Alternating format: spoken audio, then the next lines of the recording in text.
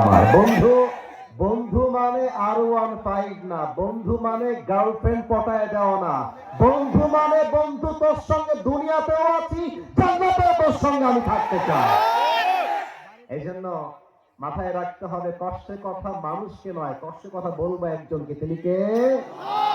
এবং তিনি লিখেছেন, যদি বিশ্বাস করতে হয় আল্লাহকে করো,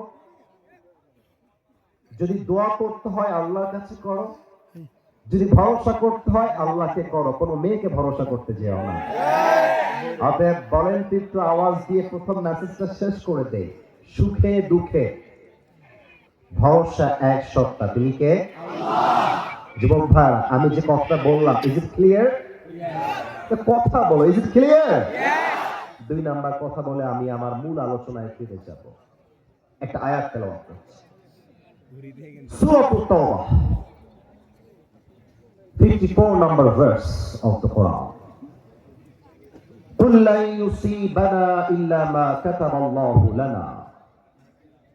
O my Prophet, tell your ummah, whatever I have decided for them will must happen. হে রাসূল, আপনি আপনার উম্মতদেরকে বলে দেন, আমার বাম হাত দেখো, সবাই সবাই দেখেন, এই কপালে যা লেখা আছে তা কেউ কেড়ে নিতে পারবে না, আর এই কপালে যা লেখা নেই তা কেউ ক্ষমতার বল দিয়ে দিতে পারবে না। যা আছে আসবে, যা নেই আসবে। This is called believe in destiny, ভাগ্য বিশ্বাস। আমি চাই আল্লাহ দিবে না, আসবে না, আমি চাই না আল্লাহ দিবে, আসবে, মাস কোন বাপের বাধা দেওয়ার ক্ষমতা রাখে না। যুবক ভাই, কুল লা ইউসিবানা ইল্লা মা কাতাবাল্লাহু লানা।